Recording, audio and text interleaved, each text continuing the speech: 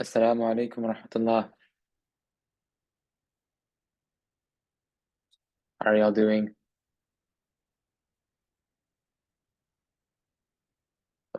No one's here.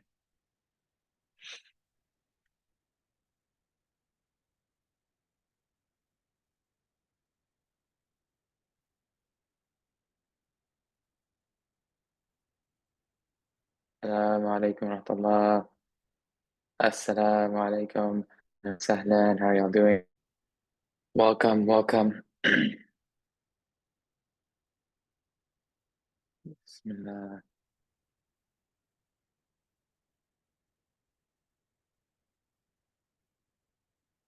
How are you all? MashaAllah. Alhamdulillah. Alhamdulillah. Sam, is that Sam from Algeria? Yep, I'm calling while I'm stuck in traffic. MashaAllah, MashaAllah. Ahlan. Ahlan. You're with your father? No, I'm actually a solo right now. Oh, Yeah, so I dropped my wife off with her family and I'm just driving around by myself. MashaAllah. He's going on an adventure. Okay. Yeah, I'll have a lot of stories actually. Give us Um, some, inshallah. Inshallah. yeah. But it's good to have you back. It's good to have you with power, and with water. Yeah, actually I just prayed the Dhuhr and Asr in a musalla at a gas station, and funny enough, it's kind of the entrance of the Sahara road, and they had a rock ready in the musalla. MashaAllah. Is this Yeah. in Asima or is this in closer south or This where is is that? this is Mdia, so it's kind of like on the way. Oh, It's on the Medea. Trans-Sahara Highway. Al Medea, of course. That's where I have some good friends in Medea, and I stayed at their house there. Oh, nice, mashallah. Yeah, in the hills, eh? Yep, MashaAllah. exactly. Beautiful, beautiful. It's good to have you. Thanks. Good to see everyone else as well. Mahabba, Elizabeth, good to see you. Rafiq, Yusuf, mashallah. Welcome. All right, inshallah. We'll go ahead and get started. أعوذ بالله من الشيطان الرجيم بسم الله الرحمن الرحيم وصلى الله وسلم على سيدنا محمد وعلى آله وصحبه وسلم رب اشرح لي صدري ويسر لي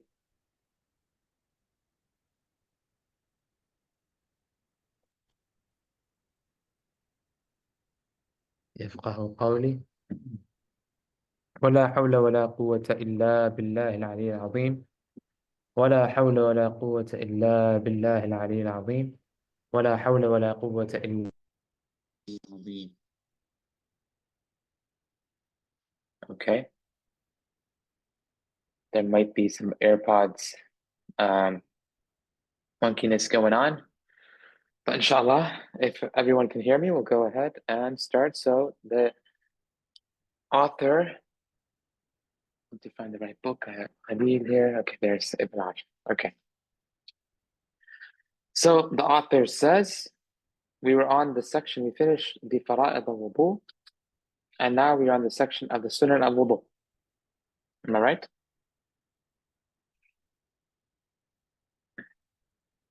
If I'm not right, feel free to correct me, anyone, inshallah. By the way, I'll also make, who can you make here? Yusuf, I'll make you co-host. Inshallah, I can admit people who are coming in late.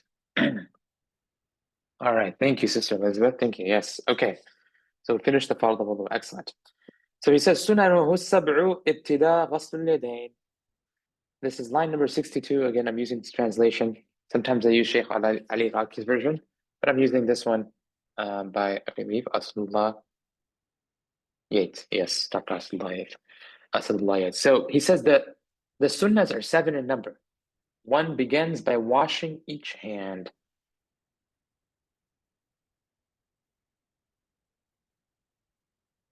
Wrong with these AirPods, so I'm just going to take out the AirPods. So one begins by washing each hand. Now this washing, as it says in Mukhtasar Khalil, is at the very beginning of your fara'id, three times, okay, each hand three times, with water, again, that is pure and purifying, and with a niyyah, okay? And each one by itself. Okay, so there's three things. Number one, each hand by itself. Number two, three times each one. And actually four things, three times each one, with pure and purifying water. Same water that we've been talking about, right? We did a section on what is pure and purifying water, right? And finally, with a niyyah. So why is this important? Well, because many of us, especially today when soap is so accessible, and we maybe use the restroom, maybe not, maybe just go to the sink where there's some soap, you wash your hands with soap, okay? And then we consider that perhaps, I'm not saying all of you do this, but I used to do it, which is we consider that washing as part of the wudu, okay? We consider that washing as part of the wudu. This is not correct. Why is this not correct? Because when you're washing your hands with soap, that water that's touching your skin is not mutlaq. It's not pure and purifying water, okay? Because why isn't it pure and purifying water? Can anyone perhaps answer that question? Why isn't it pure and purifying water when it's mixed with soap? Because there's soap in it. Excellent. Yeah, I kind of gave away the answer. It changes the smell. Yeah, excellent, Elizabeth. Yes. And it has changed with something not natural to water. Excellent. Yes. Okay. So this is why when you're doing wudu, first finish washing your hands, wash off that soap, right?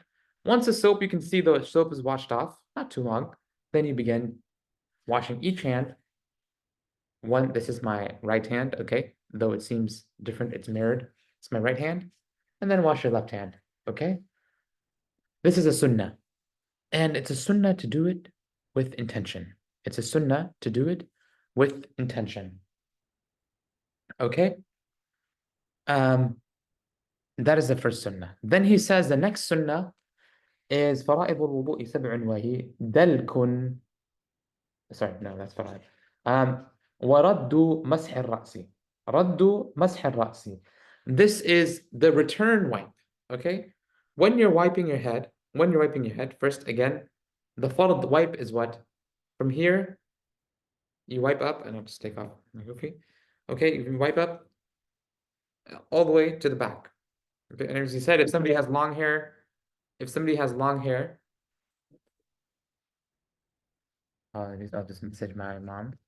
She's calling.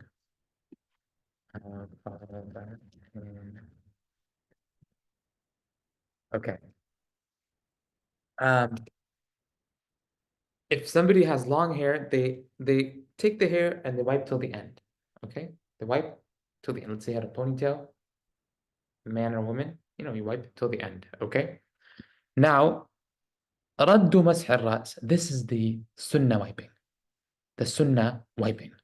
That is, you take your hands again, and after you've put them all the way down, then you wipe it all the way back. Okay? Wipe it all the way back, like this. And again, with long hair, you just wipe it. And when you wipe it all the way back, then you pull to the end. So again, we'll do this again, now the full demonstration, because the return wipe goes along with the fard wipe. Fard wipe, like this, okay? Return wipe all the way to the front. And then if you have long hair, here you can wipe till the end, okay? Any questions there? Because I know it can be a little confusing. If you only did the fard wipe, you have to wipe till the end in the first wipe. If you didn't only do the fard wipe, then you can wipe till the end only in the second wipe. Okay?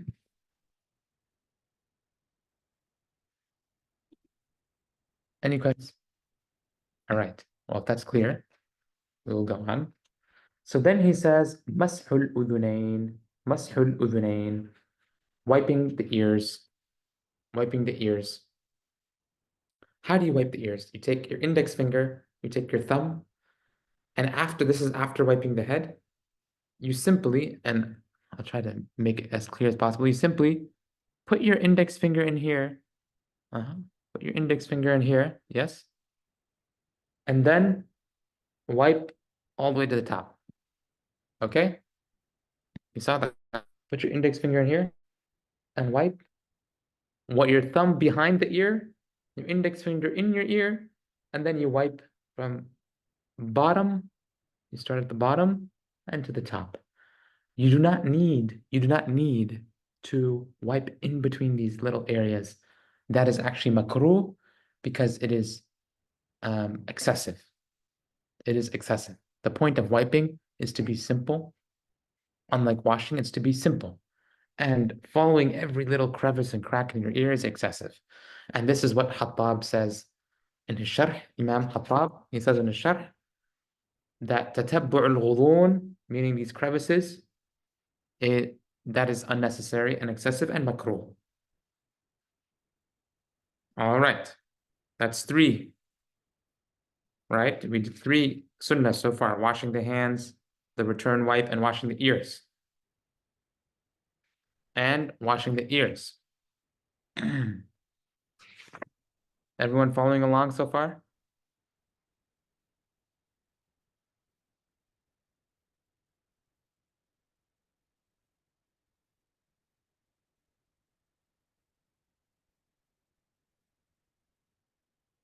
Okay. Are sunnahs done 3 times or once? Are sunnahs done 3 times or once? There are specific sunnahs that are done 3 times. Okay? There are specific sunnahs that are mustahab to do 3 times. Specific sunnahs that are mustahab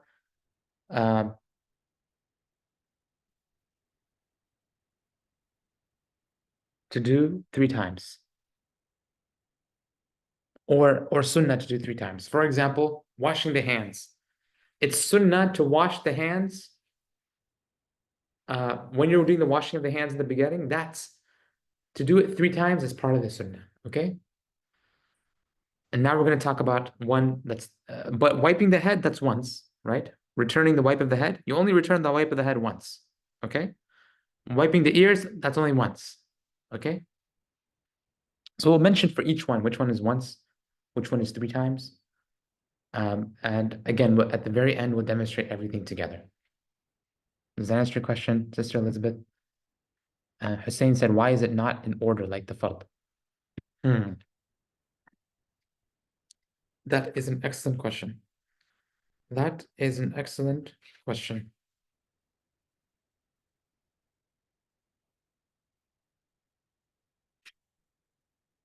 So the ghasl al-yadayn, that is part of the order.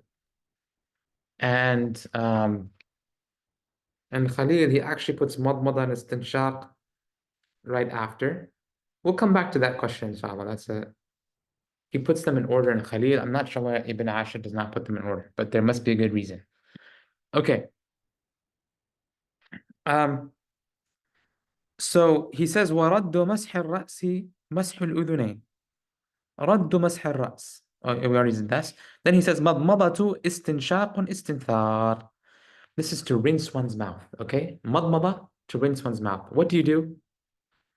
You take the water in your hand, and then you swish it around. You take the water in your hand, then spit it out. And here it is mustahab to do it 3 times, okay? It is mustahab to do it 3 times.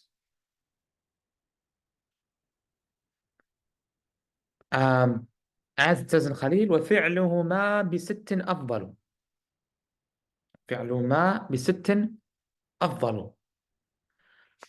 And each time you're doing it, you're taking a new, what do they call this? Cup or hand, a new hand of water, okay? That is washing the mouth. And something interesting that they mention washing the mouth, and it shows you how learning the adab of wudu makes you a person of more etiquette, makes you a person of greater adab and more refined. So what they mention is that when you're washing your mouth, it is makruh to actually make noise. It's makruh to actually make noise with this washing of the mouth. And they say just like it is makruh to make noise when you're chewing. To makruh to make noise when you're chewing. A lot of people, when it's just a habit, especially actually in America, we tend to be better about this because it's something that's good from the American etiquette, right? I remember in school we were taught, we had an etiquette class, how to eat in high school. So one thing they say is, of course, you close your mouth when you're chewing and you don't make noise. But unfortunately, in many Muslim countries, and especially even you'll find in the subcontinent, a lot of people when they're eating, they're making noise. First of all, they're chewing with their mouth open, and then they're making noise. Okay, that is actually makruh. All right. So this is from the little etiquettes that come with properly practicing wudu. Properly practicing wudu will help you master this etiquette. All right, so that's the madmada. Then he says istinshaq, istinthar, istinshaq, istinthar. Istinshaq, again, you take it's blowing, sniffing water up the nose. This is called istinshaq. This is called istinshaq, sniffing water up the nose. And blowing water out. Blowing water out. That is called istinthar. So how do you do this after you gargle your mouth? You take water again. With your right hand, you blow, you sniff, and it is mustahab you need to actually, not even mustahab, part of this sunnah is to blow it. It has to sniff up a little bit up to your nose. Not so much that, it's like when you go swimming and somebody shoves you into the pool and you're as some kind of prank, and the water gets in your nose and you feel that stinging feeling. You don't need to do it until that stinging feeling. Rather, you simply sniff up lightly, so the water comes up the nose, okay? And you do this once again 3 times. It is mustahab to do this once again 3 times.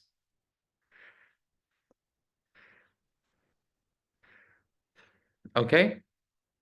Again, if you don't actually do the sniffing, then it doesn't count. So it needs to have that sniffing. Any questions so far?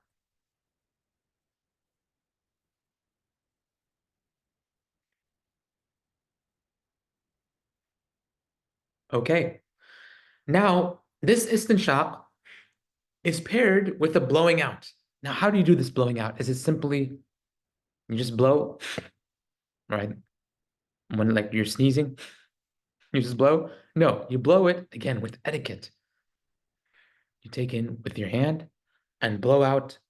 You have your index finger, you have your thumb, you put that on your nose. Okay?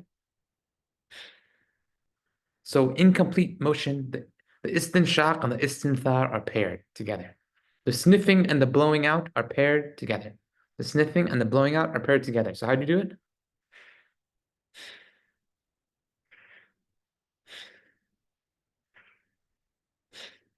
Okay? So that each of those, though, is an individual sunnah. Each of them is an individual sunnah. Any questions on all of that?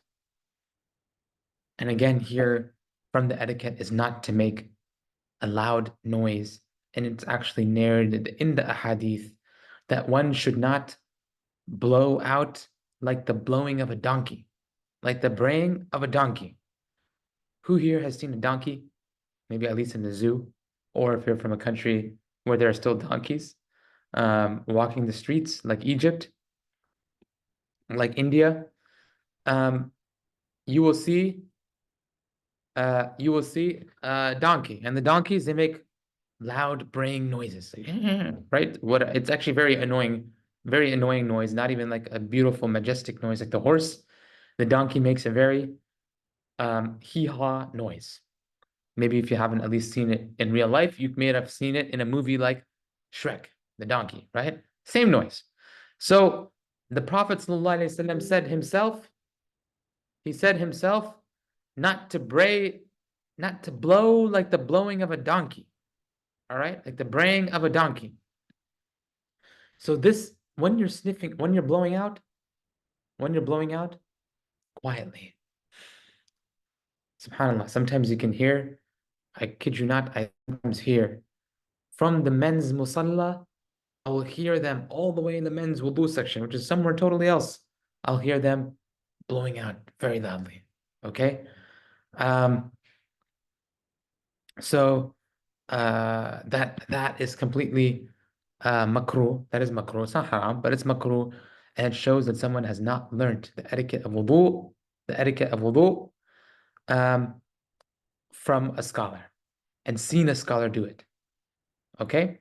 So some people here have questions. Sniff with the right and blow out with the left. Yes. Are we sniffing with the left hand or blowing out with the right hand? No, the opposite. Okay, so I can understand it can be confusing because the camera is mirrored, right? Camera's mirrored. I think you can turn off mirroring. But nonetheless, I'll just point out, let's see if I can turn off mirroring.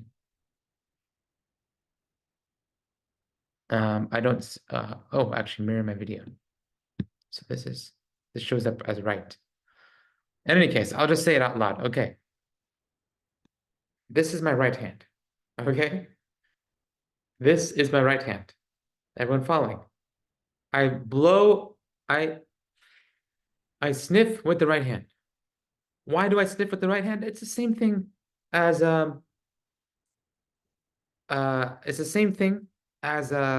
eating. You eat with the right hand, right? You eat with the right hand, so you sniff with the right hand. Okay.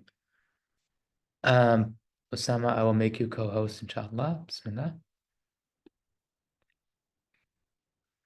And so sniff with the right hand. Then you blow out with the left hand. Blow out with the left hand. And you will notice that this is in general an adab of the Sharia. Even when you're wearing clothes, even when you're wearing your shoes, you wear them first with your right foot first. Your right foot first. Okay? And then when you're taking off your shoes, left foot first. You take off your left foot first. Okay, so same thing. Sniffing in with the right hand, right hand. Sniff in, left hand. Blow out. Okay? Any questions?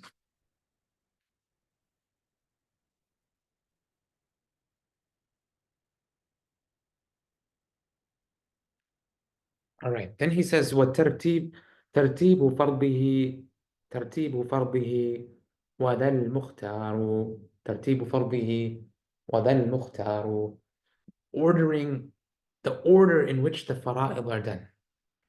The order in which the fara'id of wudu are done. How many fara'id of wudu are there?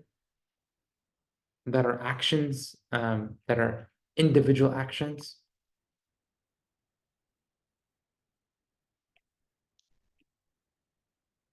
Excellent, Sister Jessica. 4. Okay. Muhammad Yasin, you're not off. You said 7. That is correct. There are 7 fara'id of wudu, but specifically I wanted the ones that are individual actions, right? Because niyyah, dalk, niyyah is intention, dalk is rubbing, fawr is continuity. Again, anytime if I just say these Arabic terms and you don't understand, please put it in the chat. You'll do a service for yourself and everyone who doesn't understand the Arabic terms, okay? So the rubbing, the continuity, and the intention, these are not individual actions in the sense you don't see them.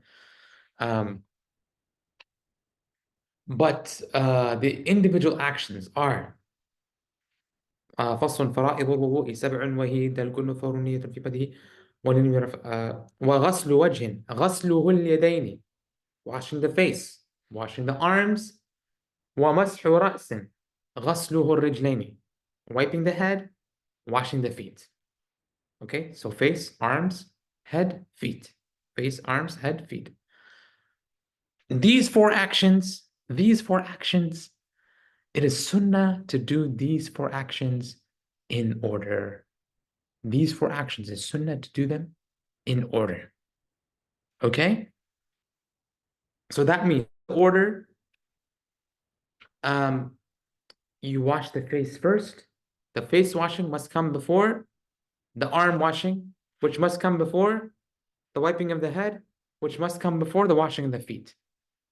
Now Hussein brings up a great point. He says, so technically, if you do all of these fara'id of wudu out of order, except for the intention, which is still put before the first fard, or with the first fard, right? With the first fard, then your wudu still counts. Yes, that is excellent, Hussein. That means you understood the mas'ala, that here, if you do them out of order, if somebody literally came in, washed their foot first, then wiped their head, then washed their arms, then washed their face, and then they went to pray, as shocking as that might be, to someone who hasn't studied, their wudu and prayer is valid. However, it is a sunnah to do it, and it is makruh to intentionally do it out of order. Okay?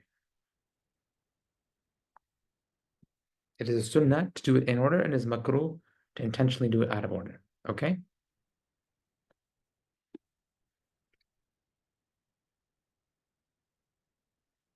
Then he says, وَذَا الْمُخْتَارُ, this is the preferred judgment. وَذَا الْمُخْتَارُ, here he is referring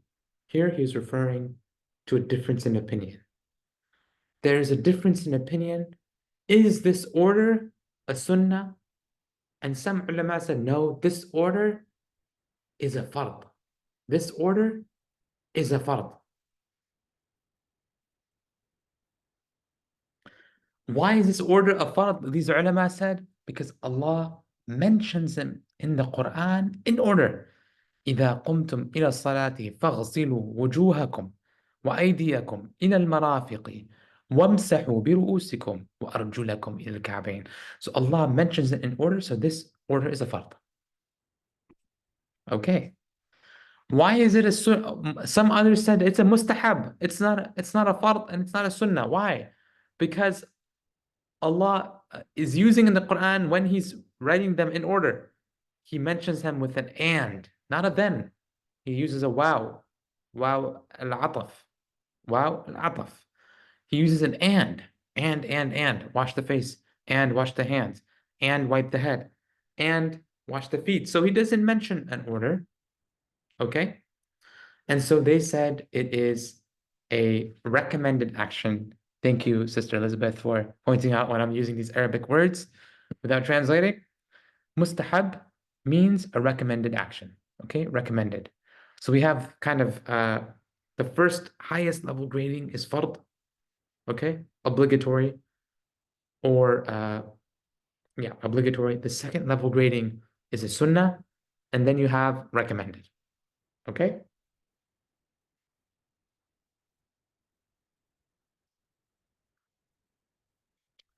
But the chosen position, Ibn Ashir says, the mashhur position, the famous, no, I don't like to use the word famous, it seems kind of weird, but the strongest position is that it is a sunnah. Now, why is Ibn Ashir pointing out what is the strongest position? This is a text for beginners. This is a text for beginners. This is a text, Ibn Ashir, that the everyday people used to memorize. Everyday people. Not for scholars. No, just everyday people. They would memorize.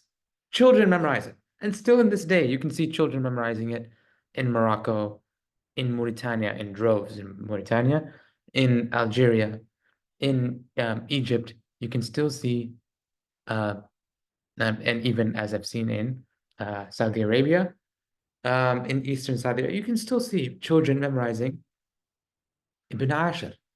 Okay, so why does he introduce this idea of a difference of opinion?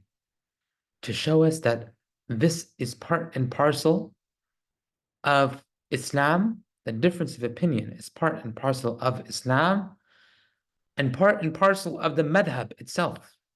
To answer your question, Muhammad Yasin, that this difference of opinion is even within the Maliki madhab, even within the Maliki madhab. I'm sure it exists outside the madhab as well. I'm sure 90% sure, okay? It exists just because of the um, just because of how the ayah is in the Quran. I'm sure it exists in other madhabs, maybe not all the madhabs, but some of them, this difference of opinion. But he's showing you that there's a difference of opinion even within the madhab. Number one, to show that this is a living, breathing tradition. That it's not just, oh brother, the hadith said this, the Quran ayah says this.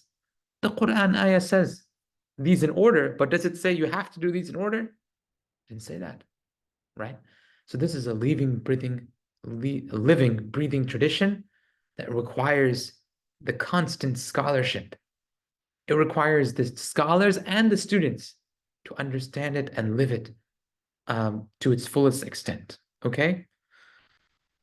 And number two, that yes, there are differences of opinion, but according to the ulama, there's always a strongest opinion, or oftentimes, most often, there's a stronger opinion. So what we don't just simply choose, oh, in the Maliki madhab, it says that it's mustahab to do the fara'id in order.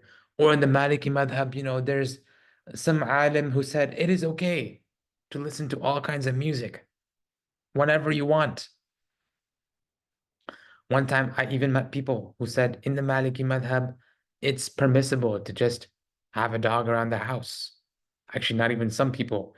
Unfortunately, um, even people outside the madhab, famous speakers in America are saying this is the position of the Maliki madhab. Okay? I'm not going to name any names, but those of you who know. Famous speakers in America are saying, oh, in the Maliki madhab, it's okay to have any dog at home as a pet. No, that is not. Maybe one or two scholars said that, right? Maybe a few scholars said that, but that is not the dominant position of the madhab. And when you're taking a madhab's opinion, you have to look at what is the dominant position of the madhab. And that is one lesson that Ibn Ashir is teaching us by saying وَذَا الْمُخْتَارِ.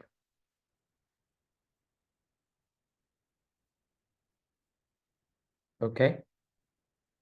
How's everyone doing? Abu Umar, Carlos, Adam, Aisha, Ali. We following along?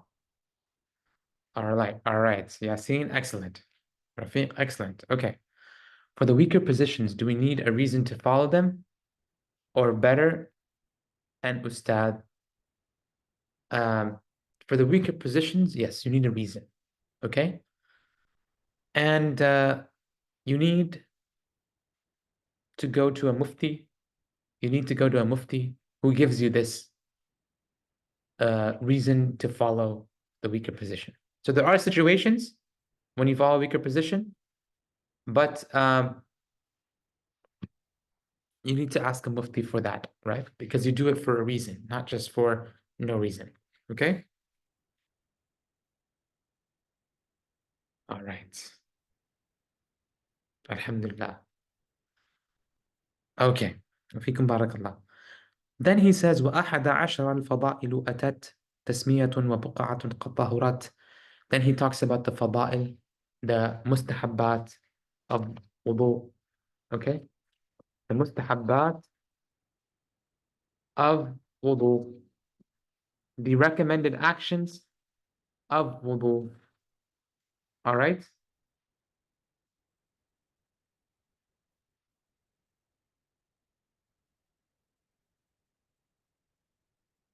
The The recommended actions of wudu. He says there's 11 recommended actions, but in reality, there's way more than 11. There's way more than 11. But he simply mentions 11. He simply mentions 11 because why are there way more than 11? Because anything that the Prophet ﷺ did once or seen doing once, even by Sahaba, even by which one Sahaba could be considered a recommended action. So you can see that this is something that a lot of Sahaba, there were tens of thousands of Sahaba, tens of thousands. And they all saw the Prophet ﷺ at different times and things, especially the wives of the Prophet ﷺ. They saw him in places and in instances when no one else would see him. And the same thing with the very close friends, Abu Bakr radiallahu anh, Umar radiallahu anh, Uthman and Ali radiallahu anh, and the very close companions, they also saw him in instances when no one else saw him. So for this reason, there can be a lot of mustahabbat, okay? So there's actually more than 11, but he mentions 11 here. The first of them is tasmiyah, saying the basmala. Saying Bismillah is mustahab. Saying Bismillah is mustahab. Can anyone answer Hussein's question in the chat? The last sunnah, okay? If anyone can answer that, they can put that in the chat for Hussein. Saying Bismillah is mustahab.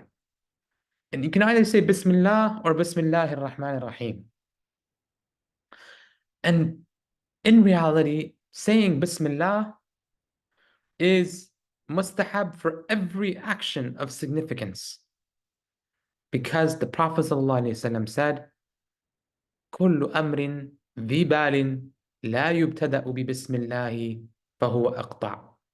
That every matter, every single action that is of significance, that does not begin with Bismillah, is cut off. That does not begin with Bismillah is cut off, is deficient. Deficient in what? Deficient in what? When you do your wudu and you don't say Bismillah, does that mean your wudu, you forgot to wash your foot? When you eat your food, you don't say Bismillah. Does that mean you don't finish the meal? So how is it deficient? You're following me. How is it deficient? Was the Prophet ﷺ incorrect in saying that it's deficient? When you do an action and you don't say Bismillah, because we open a book, we read the book from beginning to end, we don't say Bismillah. So how is it deficient? It means deficient, not physically, but in barakah. Excellent tawfiq. In barakah. And in the metaphysical sense. Excellent, Carlos. Yes, lacking in blessings. In the sense that when you're done eating that food, you don't feel satisfied. You don't feel good about it. You don't perhaps compliment your wife. Then your wife is angry at you the whole night because you didn't compliment her food. And so in that eating of food, there was so little barakah, it just led to anger for everyone in the house. Whereas if you said Bismillah, even if the food is simple, maybe you can't afford a good amount of food, all you can eat, maybe you're in a situation where you can't have good food, you're in a prison, you're in a, even often, school cafeteria, you're in a remote region, you're camping, but you say Bismillah, you eat that food, and you feel satisfied. And you compliment the one who brought the food. You thank the one who brought the food, and they feel happy. And you have, just from that simple food, you have happiness. That is the difference between saying Bismillah and not. And the same thing with wudu. The same thing with wudu. And that is why when you see the wudu of the great ulama, when you see the wudu of the great awliya, like Imam al-Sha'rani relates about Imam Abu Hanifa, that people saw him, that when he would do his wudu, and he would literally see the black coming off, the sins coming off his self, or not even his self, of others. He could actually see the sins coming off of others. Okay? And then he said he didn't want to see these sins coming off of others anymore, because then he could see the sins in the water. And he wanted to make it easy for people and say that used water in wudu can be used again. Used water in wudu can be used again. So the Imam, radiallahu anh, he made dua to Allah to remove this spiritual insight from him, so that he can say his fiqhi ruling that used water can be used again with ease in his heart. So this is the barakah of doing wudu with Bismillah. Okay, so that's Bismillah. Then he says, وَبُقْعَةٌ قَدْ طَهُرَاتٍ. وَبُقْعَةٌ قَدْ طَهُرَاتٍ. Everyone see this on line 64. بُقْعَةٌ قَدْ طَهُرَاتٍ. Hussein just says just lentils and rice.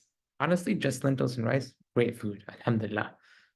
I think everyone can appreciate lentils and rice around the world, right? We also have in the subcontinents dal. Some people might know, the Urdu speakers know it as dal chawal, right? Other people might know it as dal rice.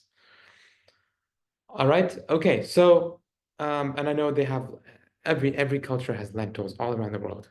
Okay. That being said, بُقْعَةٌ قَدْ طَهُرَتْ. It is mustahab to do your wudu in an area that is pure. In an area that is pure. Sambar, that brings a smile to my face. Yes, sambar. Yes, so in an area that is pure. You might say, when did I do wudu in an area? I'm not going to do wudu in the middle of the bathroom stall. No. But doing wudu in a bathroom in general, a bathroom where there's no door between the stall and the area of washing your hands, that is still considered impure. Even if there's no actual urine, there's no actual whatever, akramakallah, there's no actual feces, there's no actual, najasa, and you're going to study najasa. The women studied najasa with Ustadh last time. The men will study najasa today, and izalat najasa with Sidi Usama, right? If Sidi Usama will be doing the lesson after class, inshallah. Excellent. So there might be no najasa in the wudu area, but it's still makruh to do wudu there. It's still makruh to do wudu in a bathroom where there's no door between the stall and the sink.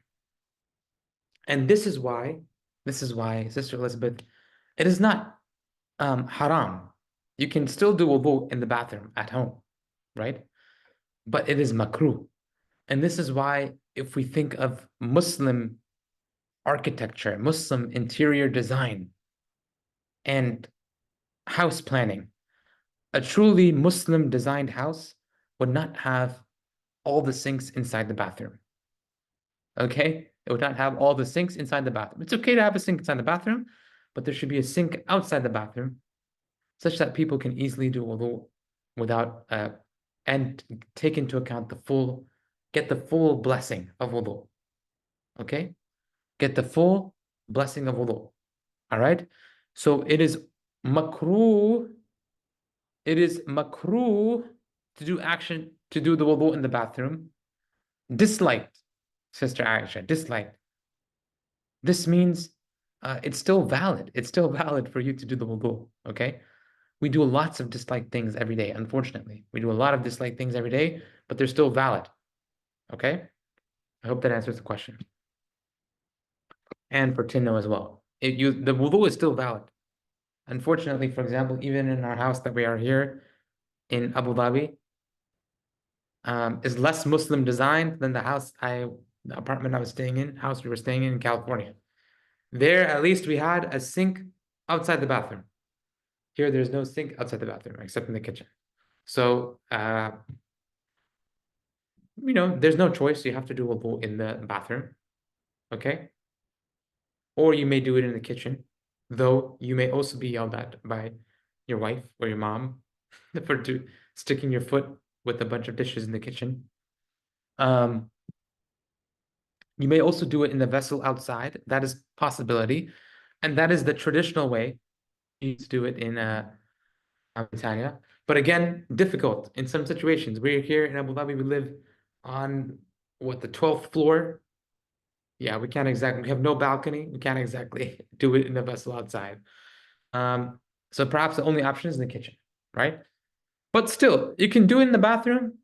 It's makruh. You're missing the greater reward, but your wudu is valid, okay? Disliked actions don't break the validity of your wudu.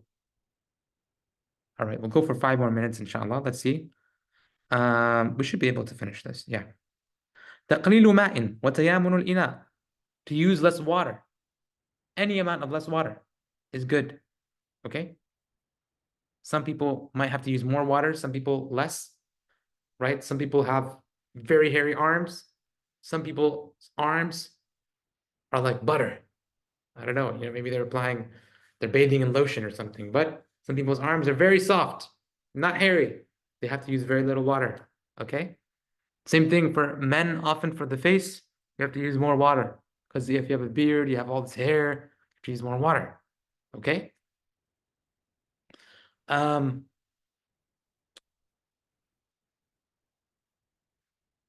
So in this case, in all cases, it's mustahab to use as little water as possible. As little water as possible. When you're not washing, turn off the tap. Turn off the tap or use less water, turn the tap lower. Then take the water in the face, wipe. Then turn the tap on, take the water in the face, wipe. Okay? And this is why some ulama, even when the taps first appeared, they actually said it's haram to use.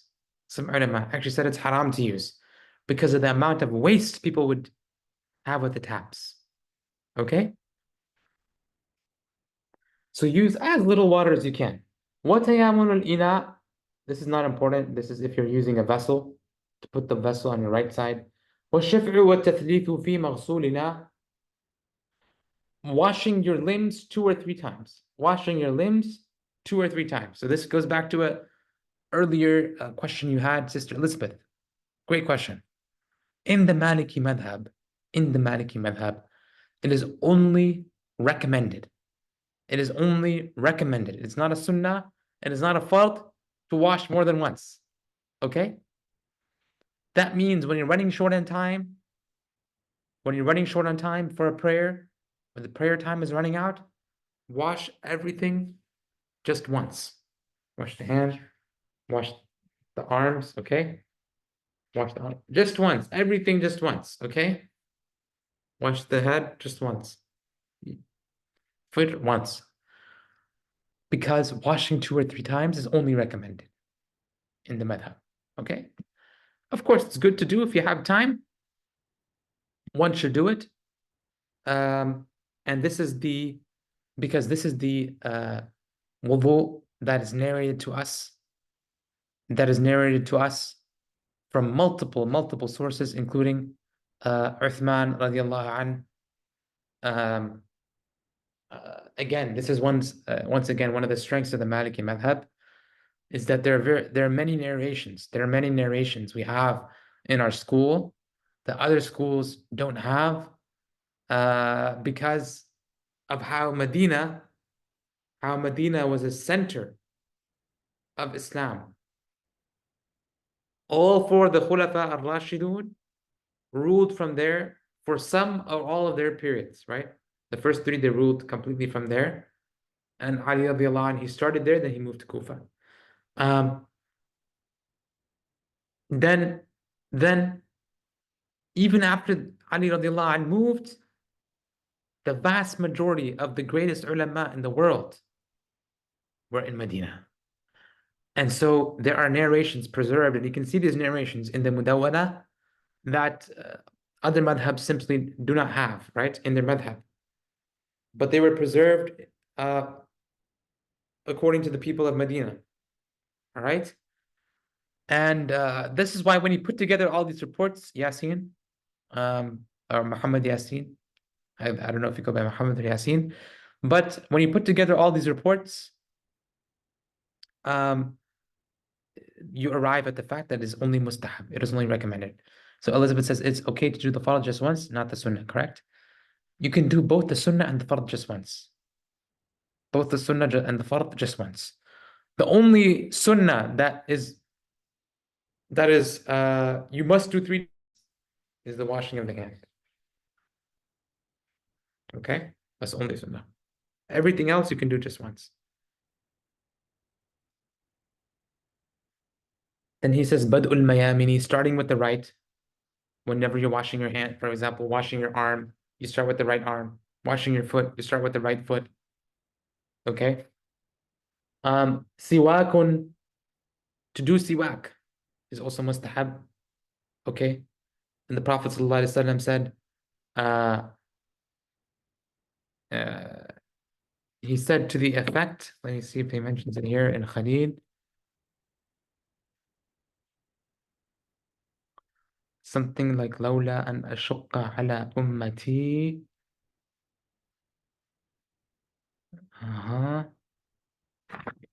لولا أن أشق على أمتي.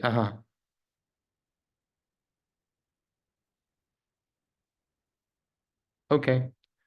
It's not mentioned in this sharh of Khalil, but he said something to the and there are many hadith. He said salatun bisiwakin ta'dilu sab'een salatan bighayrihi.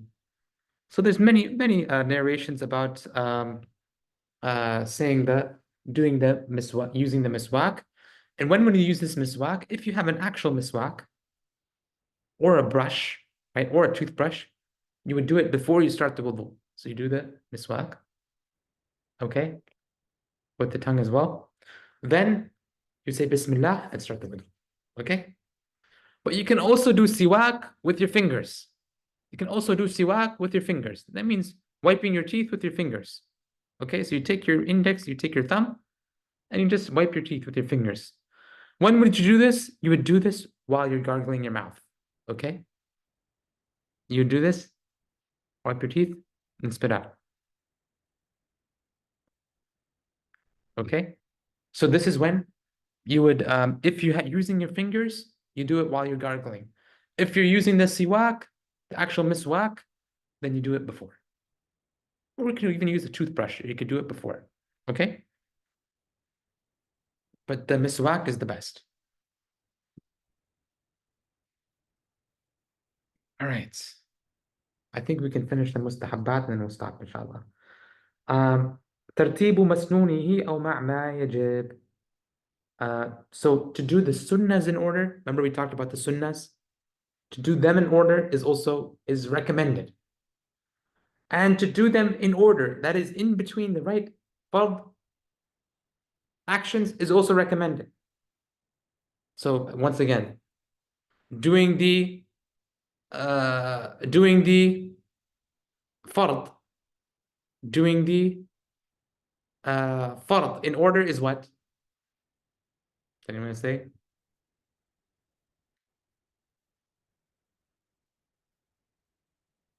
Sunnah, excellent, Kabir. And thank you for those who shared the hadith.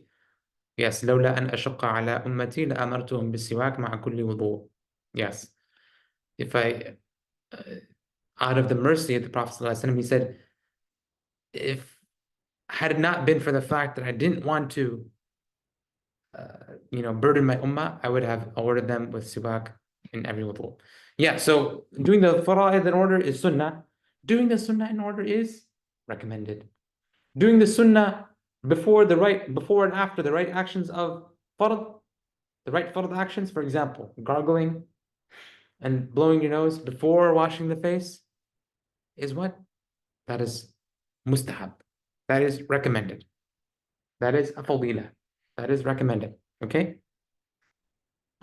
This means that if you wash the face and then you gargle the mouth, if you wash the face and then you gargle the mouth, um, you just missed a recommended action.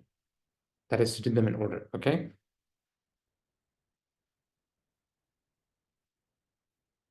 Then he says, وَبَدْءُ مَسْحِ الرَّأْسِ مِنْ مُقَدَّمِهِ تَخْلِيلُهُ أَصَابِعًا بِقَدَمِهِ. That's the last line number 67. Beginning with the wiping of the head from the front. So when you're wiping the head, and this refers to the masah specifically, you start with the front. Okay? And then you go to the back. Technically, if you started at the back and came to the front, you fulfill the fard. Technically, this fulfills the fard. Okay? Technically, this fulfills the fard.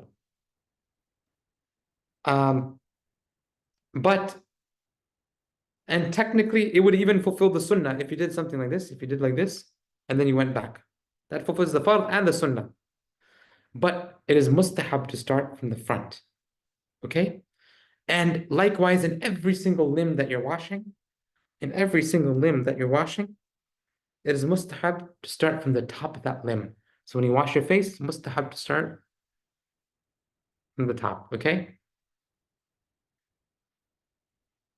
But mustahab to start from the top, that is from here. When you're washing your arm, mustahab to start from the top, that is from here. From here. Okay? When you're washing your feet, mustahab to start from the toes of the feet. Okay?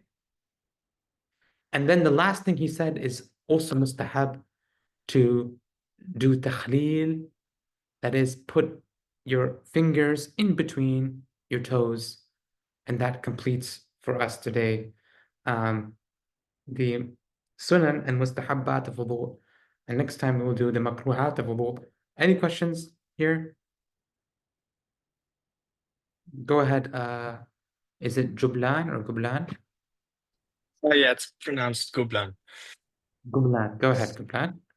Okay, I have actually two questions. Now, regarding the basmala in the toilet, how would the case be if there's a shower curtain? So technically it's still the same room, but it's divided into two, but without a door. It's something in between, sort of. So if you for example, make wudu in the bathtub. Yes. If it's a curtain, that is not enough. That is still considered the same place. Okay? Would it be better than to do the basmala sort of internally without voicing it, or just leave it? It would be better. I would say it is always better to do dhikr in the heart. So I would say it is better to do it internally. Yes. Another way you can do it, is if you're not in the shower, if it's outside, right? You say Bismillah and then step into the bathroom and then wash your hands. Okay? Okay, yeah, this makes sense. Okay, and my second question is actually regarding last week, the topic of intention. Now, rather than can't remember the book, it was a book of tasawwuf, but as I said, I don't remember which it was. So it is recommended to have wudu at all times, but what would be the intention if I want to make another prayer, but my wudu is still live or still valid? Because none of the three options are really fitting, are they? Excellent question. Though I think you're mixing up two masalas, right? You're mixing up two issues. The first is having wudu at all times. If you're having wudu at all times, then you don't need to make wudu when you're going to pray, right? If you already have Right, that's wudu. yeah, Yeah. exactly. No, that was the point, because even if the book said that even if you have wudu, just before you pray, you do the wudu again because it's light upon light. But yeah, and it's not obligatory, I understand. But what would be the intention? Because part of the wudu is the intention. The intention here would be, this would be a mustahab wudu, right? This would be a recommended wudu. So the intention would be simply to fulfill the recommendation, to fulfill the recommendation, to do a recommended wudu, that is the intention in this case. Okay? Okay. And because you only need one of those three intentions that we mentioned, it's a good question, right? Those three intentions that you need, you only need those when you're doing a farad wudu, when you're doing a required wudu, a wudu that is necessary for salah, a wudu that will take you from a state of impurity to purity. Does that make sense? Whereas doing the wudu again right before salah, you're already in a state of purity. It's just like you said, light upon light. So you do not need any of those three intentions.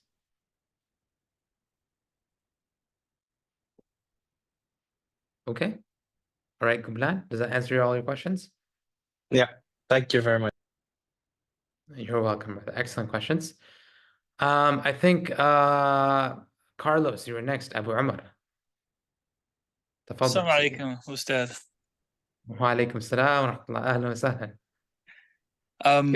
My question, my AirPods had disconnected really quickly. So for starting the wudu, was it that you said we have to wash the hands 3 times, and that we should do that instead of just keeping like 2 once or twice for fara'id when it's mustahab? Yes. This washing of the hands, specifically, in order to fulfill the sunnah, it must be 3 times. So, okay. Yeah.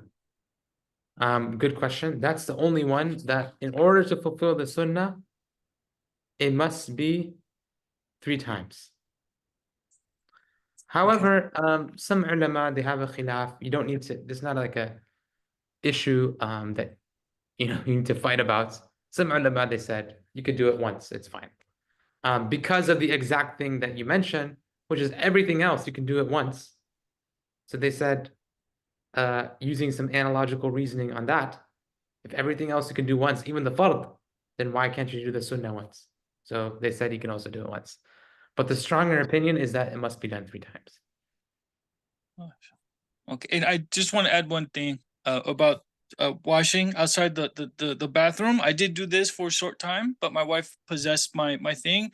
I got a big basin, and I would put like wash over that if I couldn't use the kitchen sink, because it is a fight in my house for brothers who really want to try to do this.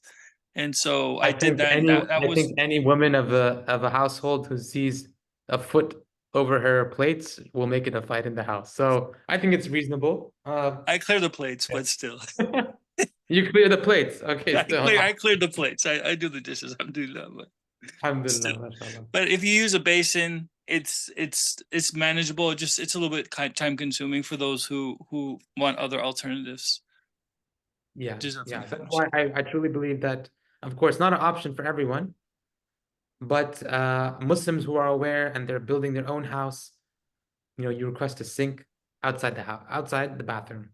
And that way, even people who don't know about it, they're getting that reward. You invite some guests over, they're getting that reward for doing it outside in a clean area, mashallah. So all of that will go to you. Jazakallah khair. Thank you for that excellent point, Abu Umar. Elizabeth, go ahead. Assalamualaikum. Wa alaikum salam wa rahmatullah. Excuse me. So I guess I was a little bit confused when you were saying when we were going over the following the order and the sunnah portion of the face, and the order is the face, arms, head, and feet, and then it would be makruh to do it out of order intentionally. But there was a part where you said if you did them out of order, it was still fine, or did I have that confused? I think what you're referring to is when I said if you do the sunnah actions out of order. Okay. If you do the sunnah actions out of order. Like if you gargle, the gargling of the mouth, when you do it before or after washing the face? Before. Excellent. Now, if you do it after washing the face, now the sunnah is out of order with the fard, not a fard with the fard, right? Okay.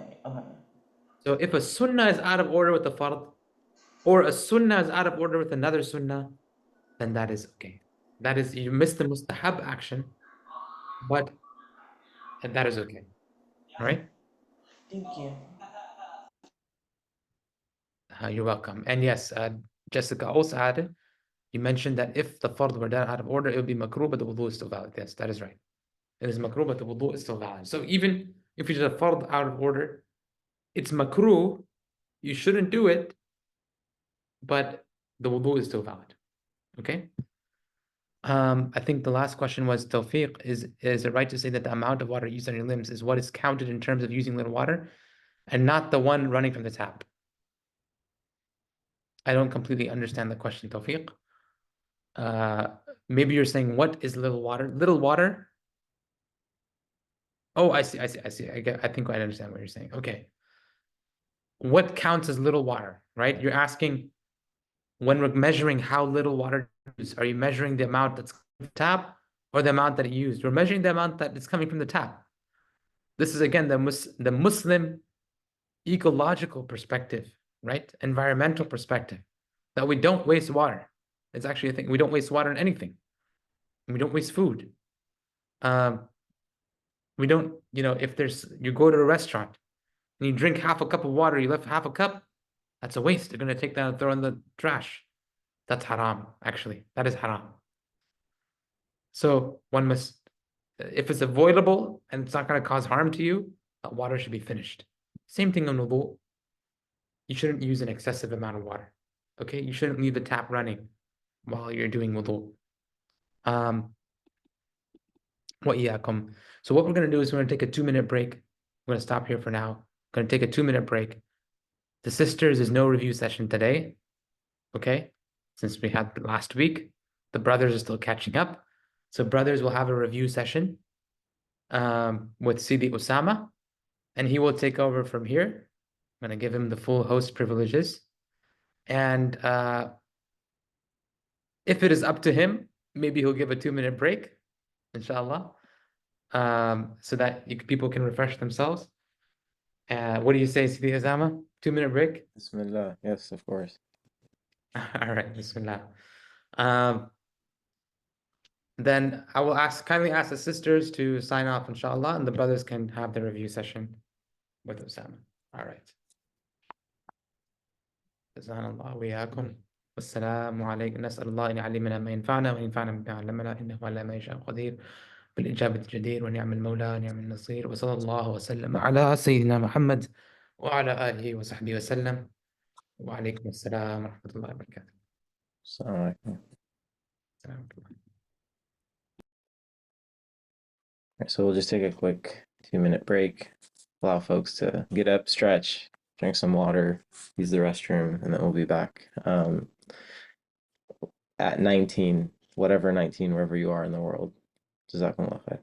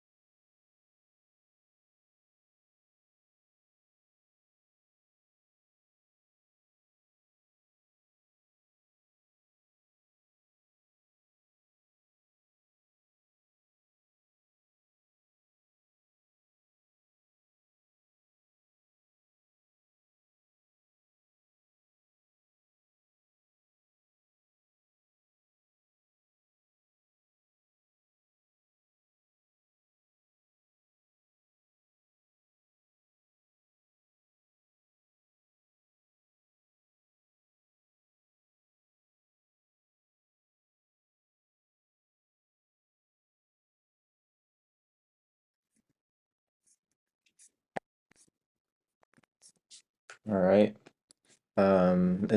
everyone's back, give me a thumbs up. Or whoever is back. Okay, Kabir, Yusuf.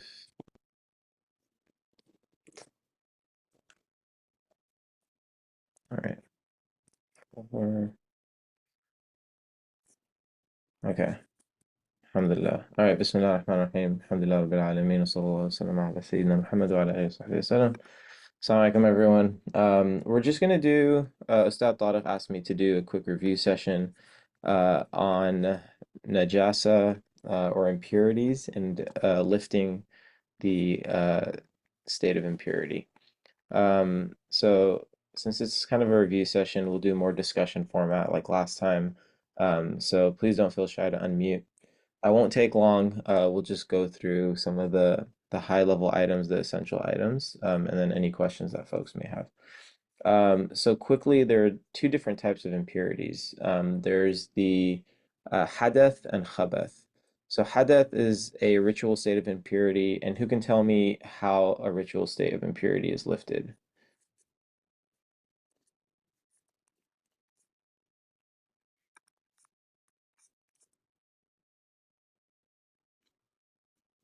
Okay, Ghusl.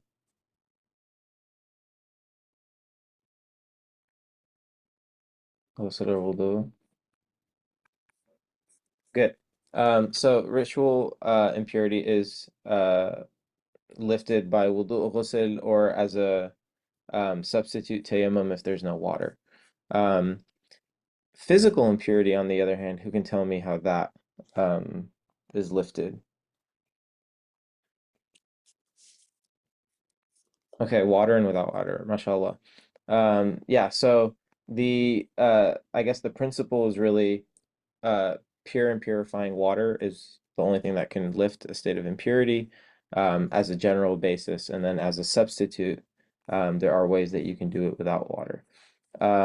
So oftentimes there are cleaning products that we use and things like that.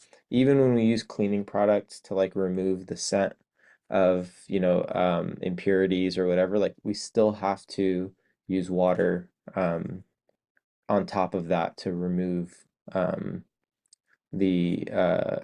ayn najasa or the essence of the najasa. And then for prayer in particular, removing physical impurity is on 3 different surfaces. So your body, your clothes, and then the places that you're going to pray. And within this particular category of places you're going to pray, I just wanted to note that it's what's considered places you're going to pray is if there's najasa where you're going to be putting your face, your hands, and your feet. So technically speaking, if you had limited resources, if there's the area where, your chest will be over and there's najasa there in the dirt or whatever, it's not required that you remove najasa on, the entire perimeter of where you're going to be praying. It's just on where you will be touching that area.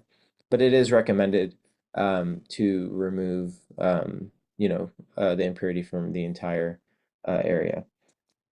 So that's the kind of the general piece of it. Impure substances or forms of najasa, as listed in Ibn Ashir, are human excrement, so feces and urine, from humans and animals that are forbidden or disliked to consume, and then urine from humans as well, and same category. Seminal fluid, which is known as many, pre-seminal fluid, which is medi, and then prostatic fluid. And these range in their consistencies. And prostatic fluid in Arabic is wadi. Obviously, blood and pus is also considered an impure substance. Any substance that comes out of a dead body,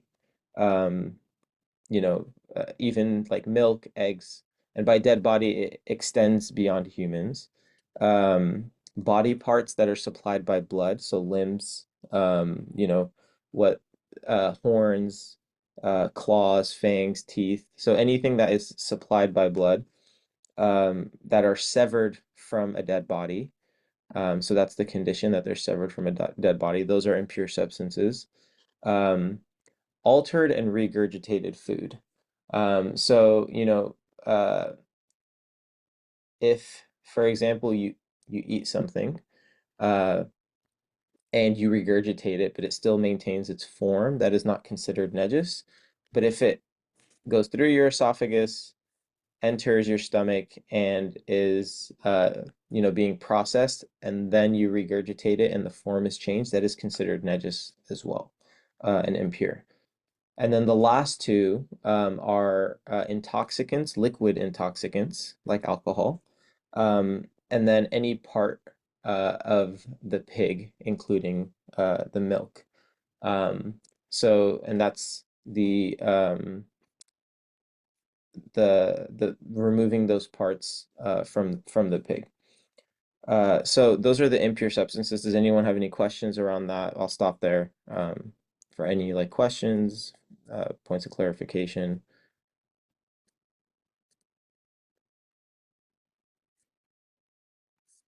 Cool. And then, so this is the main point in this review session is really lifting the process of lifting impurity. So there are two categories when lifting impurity. There is being what is considered being certain about the impurity and being doubtful. So if you're certain that there is impurity in a specific spot, say on your clothes, you wash that spot with water. If you are not certain that there is impurity in a particular spot, but you are certain that it's in an area, then you must wash that area entirely. And then if you're not certain about either, and there are two ways to determine there's certainty and doubt. So if you have dhann, which leans towards certainty, that is what is considered here. So for example, if you know you have something on your clothes, so you know you have something there, but you don't know where it is, then you must wash that entire area. So if you don't know which spot it's on or which area it's on, then you must wash the entire article of clothing to remove the impurity. Does that make sense? That's when you're certain that there is najasa. Give me a thumbs up if folks are cool with that. Okay, mashallah. Kabir. Okay, alhamdulillah. The second category is if you're doubtful about the najasa. So if you are certain that there is an impure substance, right? So for example, you're in an area and you see an impure substance, and you doubt that it is on your clothes, right? So you don't suspect that it's on your clothes, but you doubt whether or not it is on your clothes. Then all you need to do is what's called nadh, which is sprinkling water on the area of your clothes that you have doubt about, right? So the clarification here is you're not doubting whether the thing is najasa, right? So you're certain that there is some najasa around you. The doubt is whether that has made it onto your clothes, and in this case harmed you from a purity perspective. So you doubt whether or not it has made it onto your clothes. You're not removing najasa, but to remove that doubt or to remove that waswasa, you sprinkle on that area. Now, the second piece of this, so that's the first one. You're certain that there's impure substance, but you doubt whether it actually made it onto your clothes. The second piece is that you're certain that something is on your clothes, but you doubt whether it's impure, right? So here, it begs the question, how do you check whether it's impure? And amongst the fuqaha, you don't they determined that you don't have to check by tasting or smelling najasa. It's what is reached by what's called ghalabatud dhann. So if you think that this thing is najasa and you're almost certain that it is najasa, right? Then it applies, the ruling applies that you have to remove it with water. But if you're certain that something is on your clothes, right? But you're not certain, you're actually doubtful that it is najasa. So let's say, you are indoors and you're wearing a white thobe, right? You're in a supermarket and there is a chocolate aisle, and let's say you're walking around the aisles and you find something like a little speck of brown on your white thobe, right? You don't know whether that thing is najasa or not, whether, let's say, it's feces or not. But the conditions that you're in can allow you to deduce that, it's almost certain that I didn't come in contact, with najasa while I was here. You that particular area you noticed had nothing on it before you entered the store, and then, you didn't come into contact with anything like an animal or anything like that. And let's say the aisles are relatively clean and you didn't really reach over into anything. Or, you might have been in the grocery aisle and, some of the vegetables or fruit have like dirt on them, right? So based on your area that, there isn't, it's highly unlikely that there was najasa. Then in this case, you have doubt whether that's najasa or not. Whereas if you're at a park, right, and you came across najasa in an area and then you see najasa on your clothes, you lean towards certainty when you're thinking about whether that substance is impure or not. So in the case that you're leaning towards certainty, that is when you have to wash the substance off of your clothes. In the case when you're leaning towards doubt, then that is the situation we're talking about now. And in that situation, you don't have to sprinkle your clothes, right? So I'll just repeat that second piece. The two categories that fall under doubt. The first one is that you're certain there is an impure substance around, but you doubt whether it's on your clothes.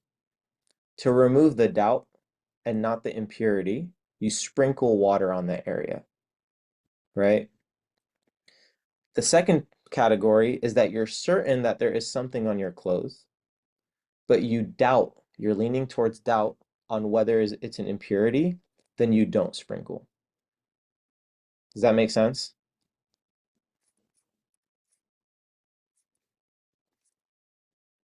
All right, alhamdulillah. Sorry for the long-winded example. Sometimes this gets like really tricky. So I wanted to give as comprehensive of an example as possible. That may be practical for a lot of people. So that essentially is, I think, the main piece of lifting impurity. So to know ritual impurity and physical impurity and how each are lifted, the three places that you should lift impurity from being your body, your clothes, and the places you're going to pray. What's considered places you're going to pray is, in terms of validity, where you're going to be placing your body. In terms of what's recommended, you purify the whole area. And then we have the substances, impure substances, and you can find that in Ibn Ashir. It lists it in the area where Sheikh Ibn Ashir lists out the nawaqid al-wudu, or the things that break wudu, but he also lists it at the end of the section of purification before the obligations of wudu. So when you look at purification, after he talks about water and the types of purification, he lists out a list of impurities. So if you have the book by Sheikh Ali Laraki, he does a really good job at listing out what the impure substances are. And then the last piece is the difference between whether you are certain about najasa or doubtful. So certain, you have the specific spot, you have the area, and you have neither that you're certain about. So when you're certain about the specific spot, you wash that spot. When you're certain about the area but not the spot, wash the entire area. And if you're not specific about either, right? Or you're not you're certain that there's najasa, but you don't know either, then you wash the entire clothing. When you're doubtful, that also falls under two categories. And as we just said, you're certain that there's substance, but you're doubtful whether it's on your clothes, you do nadh, or you sprinkle water in that area. And then if you're certain that something is on the clothes, but you're doubtful that whether it's impure, you don't do nadh. So that's the entirety of it. Any questions?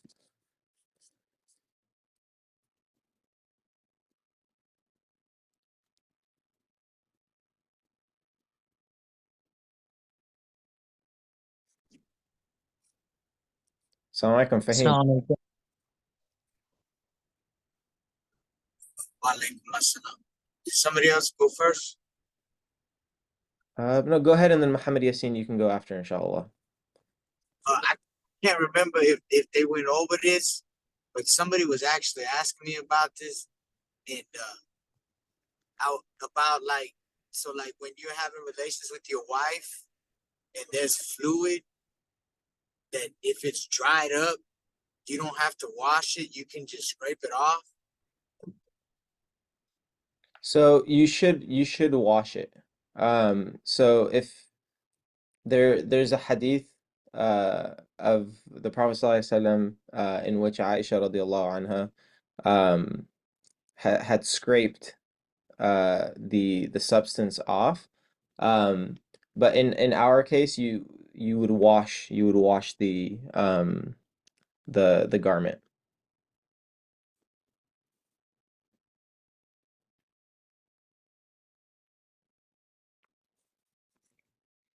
And the reason for that is that the fluid oftentimes will seep into the garment. So by scraping it, you're not getting the entire najasa off. So in this case, washing it would be better. Does that answer the question? Yeah, yes. Yeah. And that goes for like in like with your bed sheets and all that. Yep. Yeah. Jazakallah. Yeah. Muhammad Yassin.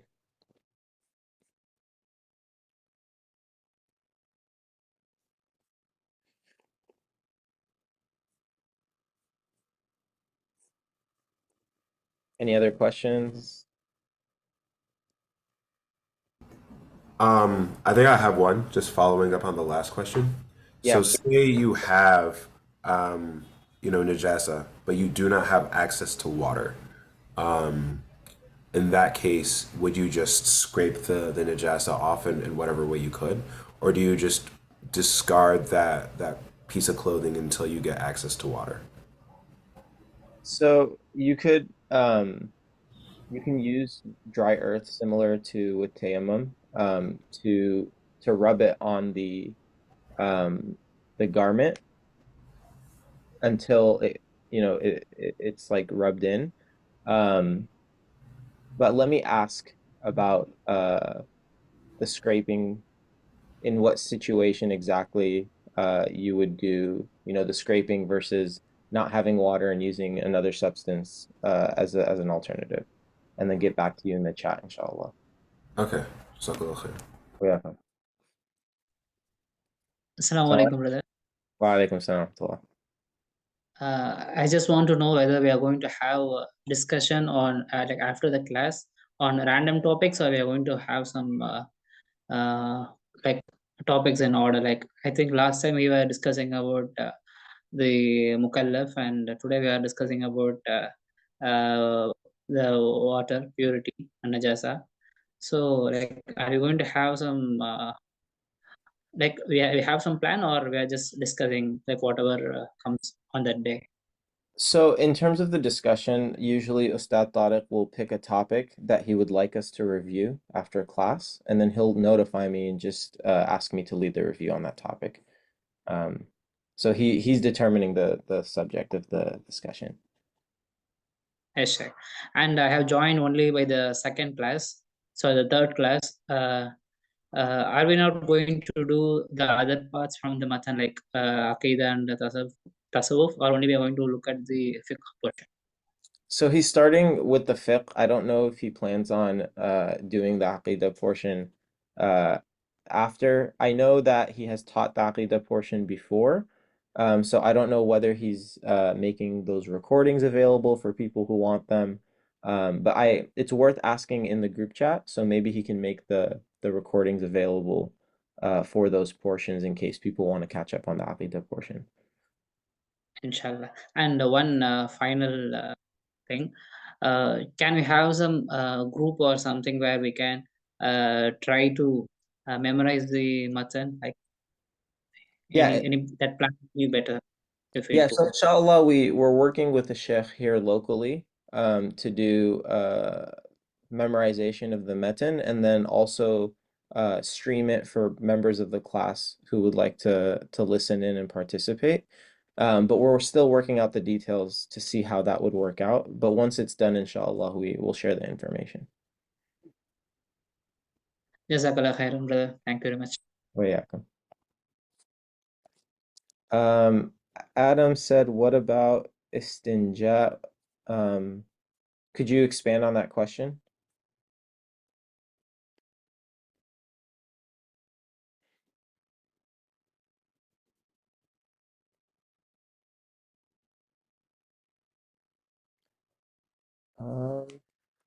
So Adam, I'll let Ustadh Tariq know.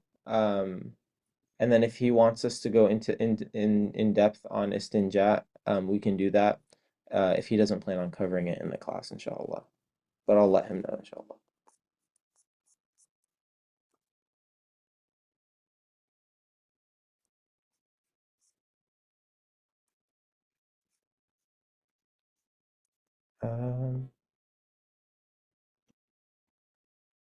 Okay, I'll ask him, and then if I'll ask him to specify because when he asked me to do the review session, he specified just these parts, but I'll ask him as a follow-up, and then we'll do it next session if there's a particular thing he let folks know about, inshallah. And then Tino, you have a question?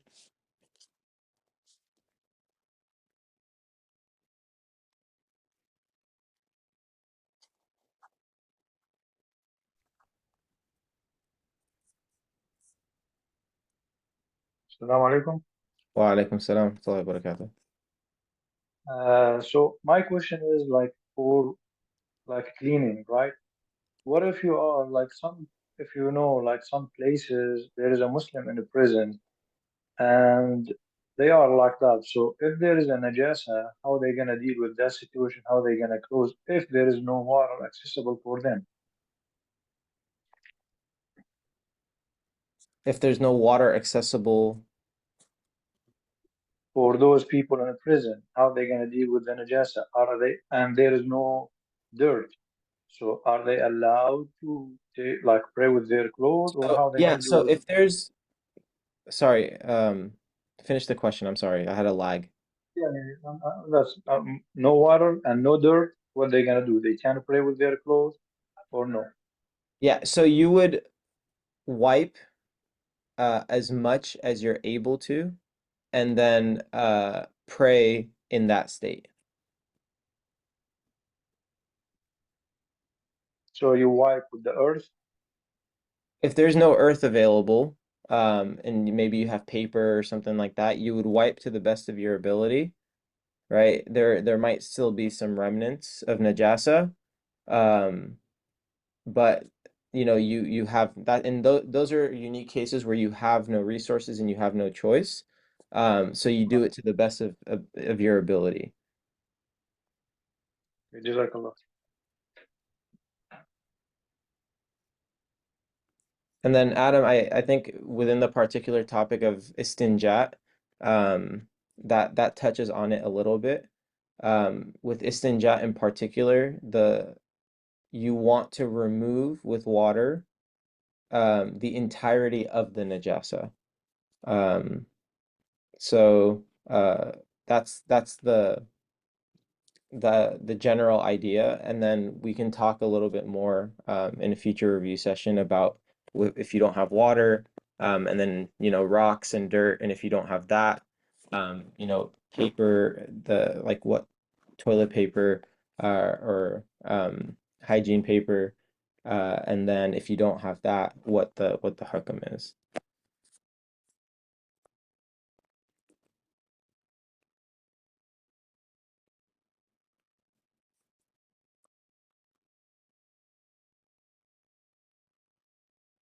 You said is there a sunnah to how you do istibra?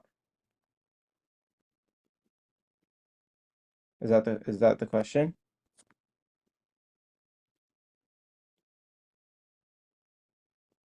So what we'll do for the sake, let's actually do the next review session. I'll talk to Ustadh Tariq and we'll just go through istinjat from A to Z, inshallah.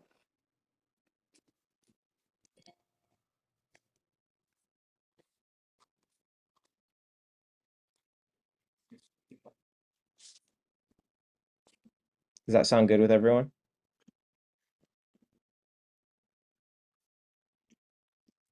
Yes, inshallah. Inshallah. Okay. All right. Jazakumullah khair. If you have any questions, any follow-up questions, please feel free to reach out to either Ustadh Tariq or myself on WhatsApp, and then we can try to answer. Jazakumullah khair. سبحانك اللهم وبحمدك نشهد أن لا إله إلا أنت نستغفرك ونتوب إليك. السلام عليكم ورحمة الله. وعليكم السلام ورحمة الله.